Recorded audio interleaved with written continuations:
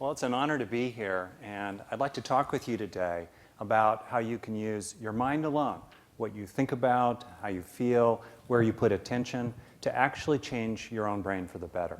And to get into that, I'd like to start with a little personal story. Growing up, I was very young, going through school, and I had a lot of experiences of being sort of rejected, pushed aside. I was this shy, skinny, nerdy, total dork of a kid. You know, my kids say, "Dad, you're such a dork." And I go, "Yeah, but you're going to work for one day. So it'd be nice." But anyway, so, the truth is, I had lots of those usual school experiences of being rejected, put down, pushed around and so forth. Tiny, tiny stuff compared to what so many people go through. But they had an effect. Those little bad things added up, and they left residues behind. Over time, I, felt empty inside. We all have a normal need to feel included, recognized, appreciated, valued, and so forth. But for me, those supplies were more like kind of a thin soup. So I ended up feeling, in a way, like I had a kind of hole in my heart. Then, in my early 20s, I stumbled on something that seemed amazing to me then, and still seems amazing to me today, which is that I began to realize that if a good fact happened, some little ordinary thing, someone was nice to me, they hired me for something, they wanted me on their football team, that was one of the best of all, stuff like that, that if I just stayed with the experience, not brushing it off, not rushing on to the next thing, not denying it, but just sort of stayed with the experience that was based on that good fact, then I started gradually feeling better. In effect, bit by bit, I was filling that hole in my heart. Years later, as a neuropsychologist, I began to realize that what I was doing was actually changing my own brain. You've probably noticed the same thing yourself, that if you stay with something, even for just a few seconds, better yet, 10, 20, 30 seconds in a row, it actually feels like it's kind of sinking into you. That's because, in the saying from brain science, neurons that fire together wire together. In other words, what we think about actually changes neural structure. Busy connections called synapses between neurons become more sensitive. New connections get built. Busy regions, active regions in the brain get more blood supplies because they need, more oxygen and glucose. And parts of the brain that are not active, connections that are not active, wither away in a process called neural Darwinism. This capacity of the mind to change the brain for the better is a very hot area of research today, and I'll just mention a couple of studies. One of my favorites is on these London taxi cab drivers. They have to memorize the spaghetti snarl of streets there in London, and at the end of their training, their hippocampus, a part of the brain that does visual spatial memory, is measurably thicker. They've built synaptic connections there because they worked that muscle, in a sense, like going to the gym, and so it developed more function as a result. Or in a second study, comparing long-term meditators to people who don't meditate at all, personal question, how many of you meditate at least a minute a month or more, including prayer, some kind of thing? Okay, that's a low bar, no more personal questions, promise, all right? So, but you know what I'm talking about. You kind of sit down, you relax, you mellow out. Well, you're changing your brain when you do that. This study showed that meditators, compared to controls, people who don't meditate, had measurably thicker neural cortex in the prefrontal regions of the brain that are involved in controlling attention, being mindful. And in proportion to the buildup of structure that they had produced by working that muscle, as it were, they became more able to concentrate, to pay attention, at home and work, life altogether. As you can see from these examples, we can use the mind to change the brain, to change the mind for the better. And that's the power, essentially, of self-directed neuroplasticity. And I think we need to use that power ourselves to change our own brains for the better, because if we don't, other forces will do it for us. Pressures at work, at home, other people, the impact of technology and media, or Mother Nature herself. That's because we've inherited a brain that's the product of 600 million years of evolution in the nervous system. Mother Nature is great at passing on genes for hunter-gatherer Stone Age life. But these tendencies in the brain today are, in effect, design flaws in certain regards for life in the 21st century. One of the main ones is the negativity bias, what scientists call the negativity bias of the brain. For example, in the wild, you've got to go get carrots and you've got to avoid sticks. Carrots matter, but if you don't get a carrot today, probably you have a chance at a carrot tomorrow. But if you fail to avoid that stick today, wow, no more carrots forever. You know, imagine some little creature living, you know, back in Jurassic Park times that was all mellow, you know, had been listening to Sanjay Gupta, really just kind of relaxing, checking out the light on the leaves. Oh, it's all good. Wow. Got eaten, you know? You didn't notice, right? The shadow overhead or the crackle in the brush nearby. This signaled some kind of threat, all right? The ancestors who lived to pass on their genes are nervous and kind of irritable. And we're their great-grandchildren, you know, sitting on the top of the food chain today, armed with nuclear weapons, you know? Right? Rule 1 in the wild, eat lunch today, don't be lunch today. So it's no wonder we have this negativity bias, right? It continually is scanning for bad news, you know, because that's where threats come from. As they say in journalism, if it bleeds, it leads. And then when the brain finds that bad news, it sucks it in with specialized memory systems, you know, once burned, twice shy. But positive experiences, unless they're a $1 million moment, right, they have standard issue memory systems, which means that unless they're very, very novel or intense, they need to be held in short-term memory buffers for 10, 20, 30 seconds in a row to transfer to long-term storage. And since we rarely do that, positive experiences tend to flow through our brain like water through a sieve, while negative ones get caught every time. In effect, the brain really is like Velcro for negative experiences, but Teflon for positive ones. Think of a relationship, you know, with somebody at home or work. 10 things happen in the day. 5 are mildly positive, 4 are neutral, 1's mildly negative. What's the one you remember when you're falling asleep, right? It's the one usually that's negative, right? It's the one that sticks to the Velcro of the brain. You know, the negativity bias was great back in the day. It was great for keeping early humans alive. You know, sure, it produces lots of stress, and stress is really bad for long-term health and therefore longevity. But when most people were dead by their 30th birthday, right, it didn't really matter. The short-term benefits of the stress that came from this negativity bias outweighed the long-term consequences. But these days, you know, people are living longer. I think about my dad, born in a ranch in North Dakota, 1918, 92, still going strong, sharp as a tack, looking good, very successful with the ladies, you know, 92s and he's 72. You know, we were living longer. We want to live long and prosper. These days, the long-term costs of the negativity bias are not worth the short-term benefits. You can kind of see the overall pattern here. You know, Mother Nature is tilted toward survival and passing on gene copies. But in effect, in significant ways, she's tilted against quality of life, tilted against long-term health, and tilted against longevity. These tendencies, these circuits are present in our brains today.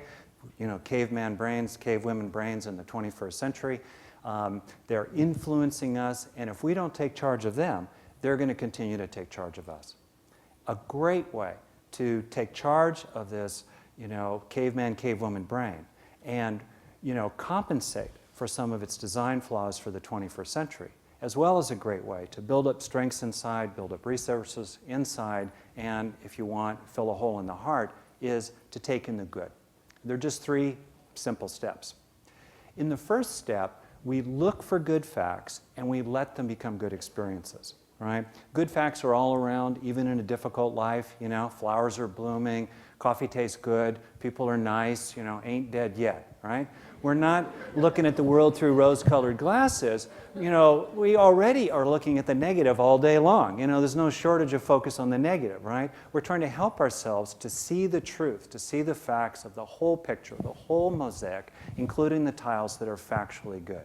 And then when we see those good facts, we feel them. We try to feel them, rather than brushing them off or rushing on to the next thing to want or to worry about.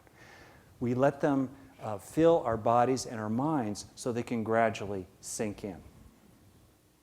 So then what we do is we savor the good experience for 10 seconds or more. You know, we kind of hang out with it. We let it be there. We give ourselves over to it. We be a friend to it so it has a chance to come into us. You know, by extending the experience as long as possible, by making it as intense as possible and as whole-bodied as possible, we get as many neurons firing together as possible, so they start wiring together as well.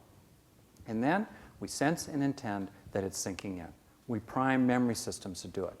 In real life, we do this taking in the good very quickly. These steps kind of mush together. But to clarify them, I want to pull them apart and identify 1, 2, 3, what's involved here. So in a moment, I'll be quiet for 15 seconds, and you can do this as well. Right now, if you will, if you like, bringing to mind something perhaps that you're grateful for. Some real good fact in your life, and then helping it become a good experience, and knowing what that's like to let a good fact become a good experience that you're sinking into, and it is sinking into you for the next 15 seconds.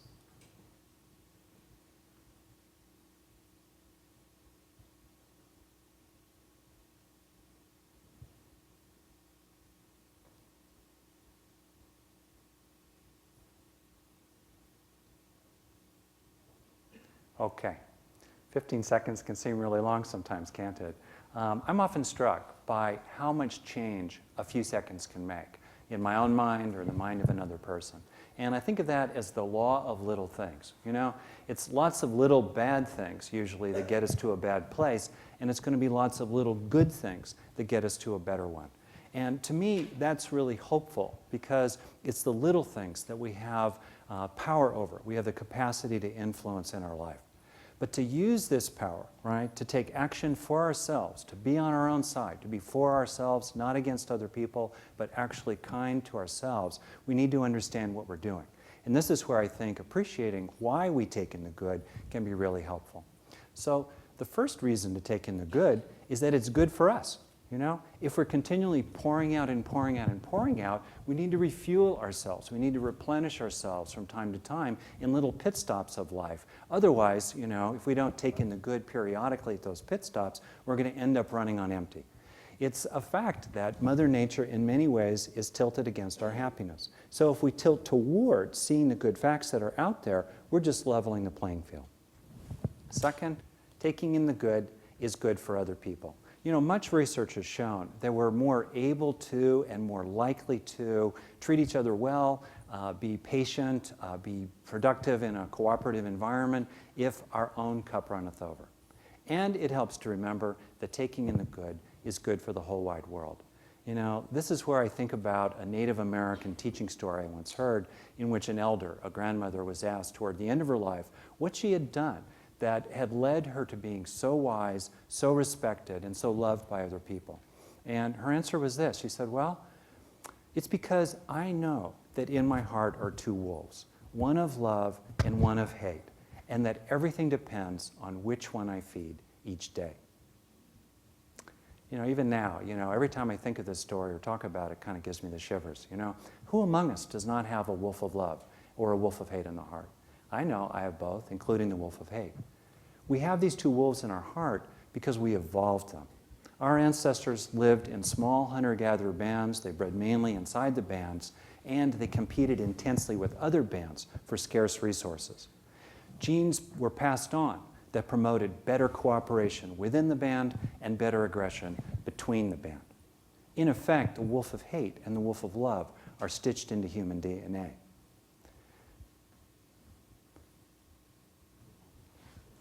We can feel these wolves today, Anytime we set a distinction between us and them, when we look at them as not like us, not my tribe, the wolf of hate pokes its nose up and starts looking around for danger. And then if we feel mistreated or disrespected or threatened or desperate altogether, then the wolf of hate jumps up and looks for someone to howl at or bite. These wolves were helpful back in the day, right? The wolf of hate in particular. But today, the wolf of hate breeds, anger and alienation. It breeds ulcers and heart disease, and it breeds needless conflicts at home and work.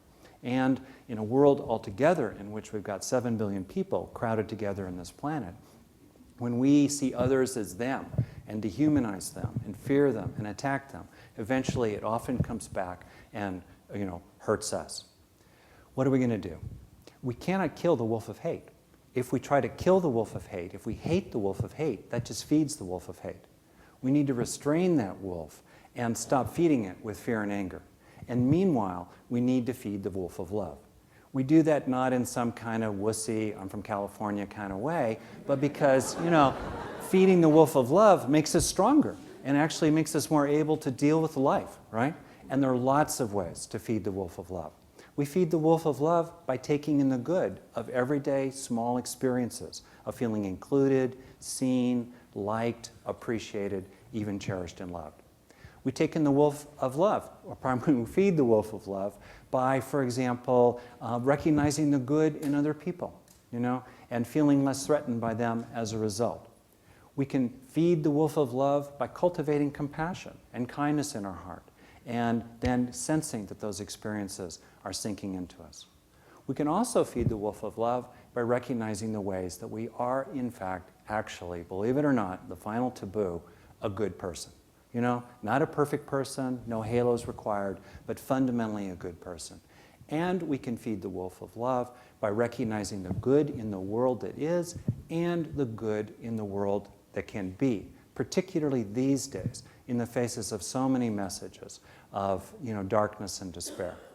But to do this, to feed the wolf of love, we have to be strong. We have to be strong enough to stand against the evolutionary tendencies of our brain that draws toward the negativity bias, and we have to be strong enough to stand against the forces around us, locally and globally, that tend to trigger us into fear and anger.